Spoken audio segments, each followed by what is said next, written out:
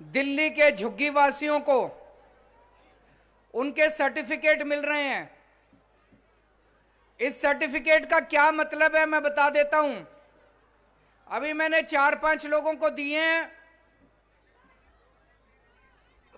इन 4-5 लोगों को देके पूरी दिल्ली में, जैसे यहां पे ये कार्यक्रम चल रहा है, पूरी दिल्ली के अंदर कार्यक्रम चल रहे हैं इस टाइम सारी दिल्ली में, और सारी दिल्ली में जिन जिन लोगों का सर्वे हो गया उनको ये सर्टिफिकेट बांटे जा रहे हैं।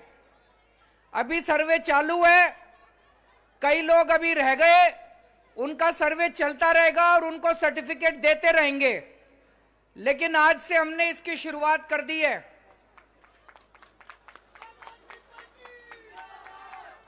आज 65,000 लोगों को सर्टिफिकेट दिए जा रहे हैं जिनका सर्वे कंप्लीट हो गया। बाकी लोगों को जैसे जैसे सर्वे होता जाएगा सर्टिफिकेट मिलते जाएंगे।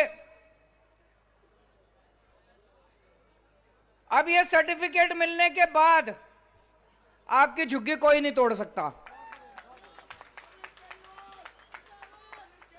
ये एक तरह से आपका सुरक्षा चक्र है। दोस्तों, राजनीति में आने से पहले, पार्टी बनाने से पहले, मुख्यमंत्री बनने से पहले मैं दिल्ली की झुग्गियों में काम किया करता था, एक एनजीओ में। सीमापुरी सुंदर नगरी नाम सुना होगा आप लोगों ने। सुंदर नगरी की झुग्गियों में मैं काम किया करता था। कई महीने मैं खुद झुग्गियों में रहा हूं। एक झुग्गी वाले को क्या तकलीफ होती है मैं समझता हूं। किस तरह से झुग्गी वालों के सर पे तलवार लटकती रहती है। उनको यह डर बना रहता है कि पता नहीं कब आएंगे और हमारी झुग्गी तोड़ देंगे। लगता है ना डर हमेशा। उनको यह लगता रहता है पता नहीं कब डीडीए वाले आएंगे, कब सरकारी अफसर आएंगे, बुलडोजर लेके आएंगे, हमारी झुग्गियां तोड़ देंगे। जब मैं झुग्गियों में काम किया करता था समाज सेवी संस्था के जरिए, एनजीओ के जरिए, कई बार मैं खुद बुलडोजर के सामने लेटा हूं झुग्गी वालों को बचाने के लिए।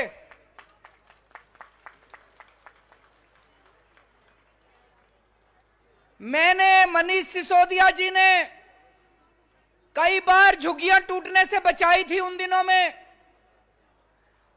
में बड़ा गुस्सा आता था कि पता नहीं कैसे लोग सरकार में बैठे हैं, इतने निर्दयी लोग सरकार में बैठे हैं, इनको जरा सी दया नहीं आती। इतने गरीब लोग हैं, बड़ी मुश्किल से एक आदमी या तो अपनी झुग्गी बनाता है या किराए पे झुग्गी लेता है, और ये बुलडोजर चला के सबका सामान तोड़ देते हैं, सबकी झुग्गियां तोड़ देते हैं। तब हमने सोचा था कि अगर भगवान ने हमको कभी मौका दिया तो झुग्गी वालों को इज्जत की जिंदगी देंगे, पक्के मकान बना के देंगे झुग्गी वालों को।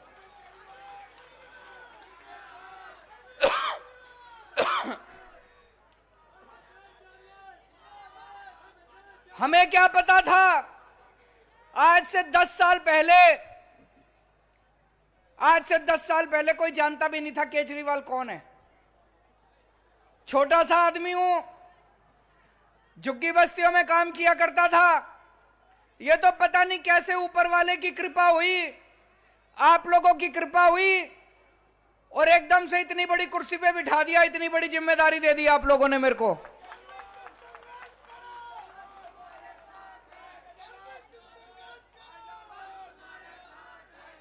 जब से इस कुर्सी पे बैठा हूं दोस्तों, मेरी हमेशा कोशिश रही है कि किस तरह से गरीबों के लिए सबसे ज्यादा काम करे सरकार। आज हमारी सरकार ने, मैं पूछना चाहता हूं, 70 साल में कोई एक ऐसी सरकार आई हो, पूरे देश में कोई सरकार आई हो जिसने झुग्गी वालों के लिए काम करा हो? जितनी सरकारें आई, चाहे वो इस पार्टी की हो, चाहे वो उस पार्टी की हो, वोट लेने झुग्गी वालों के पास आते हैं और जीतने के बाद बुलडोजर भेजते हैं झुग्गियां तोड़ने के लिए। पहली बार एक सरकार आई है पिछले 5 साल के अंदर जहां ये झुग्गी तोड़ने, दिल्ली सरकार की तो कोई झुग्गी नहीं तोड़ने दी, केंद्र सरकार वाले भी जहां झुग्गी तोड़ने पहुंचे, मैं मुख्यमंत्री होते हुए भी बुलडोजर के सामने खड़ा हो गया। मैंने कहा मजाल जो तुम झुग्गी तोड़ोगे। पहली बार एक सरकार आई है जिसने गरीबों के बच्चों को अच्छी शिक्षा देने का काम करा है। आज तक कोई सरकार आई थी जिसने सरकारी स्कूल ठीक करे? पहली बार एक सरकार आई है जो गरीबों के बच्चों को अच्छी शिक्षा दे रही है। पहली बार एक सरकार आई है जो आपके परिवार का अच्छा इलाज कराने की कोशिश कर रही है।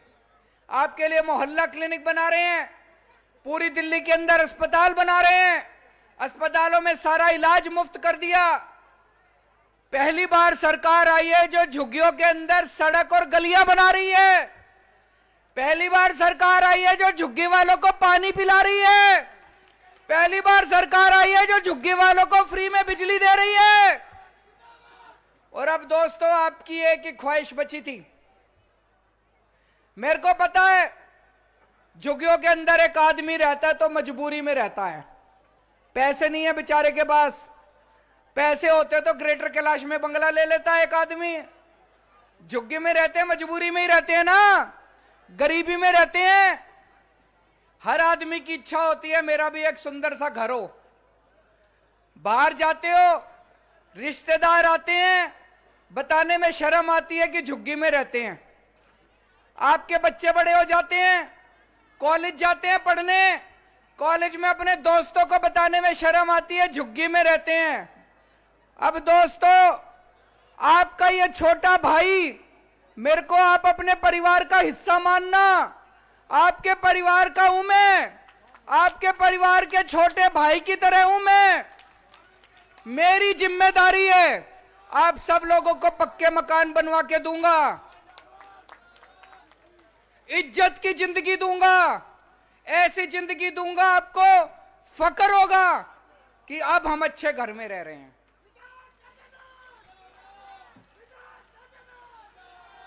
हम लोगों ने 5,000 लोगों को शिफ्ट कर दिया। पटपड़गंज में झुग्गियां थी और भी कई इलाकों में झुग्गियां थी, उन लोगों को पक्के मकान दे दिए। भाई साहब, आपको देखना था जब उनकी चाबियां हमने उनके हाथ में दी। जैसे आज मैंने सर्टिफिकेट दिए हैं ना, ऐसे ही प्रोग्राम करके हमने उनके फ्लैट की चाबी उनके हाथ में दी थी। भाई साहब, उनकी आंखों में आंसू थे, खुशी के आंसू थे उनकी आंखों में। उन्होंने कहा जी इतनी इज्जत आज तक कभी किसी ने नहीं दी हमको। वो खुद अपनी अपनी झुग्गियां तोड़ के अपने फ्लैट के अंदर गए हैं। उसके बाद मैं उनसे मिलने गया 2 महीने बाद। मैंने कहा सब ठीक ठाक है, कोई दिक्कत तो नहीं हो रही नए फ्लैट के अंदर, पानी ठीक आ रहा है, कोई किसी तरह की परेशानी तो नहीं हो रही, सब खुश हैं भाई साहब अब फ्लैट के अंदर।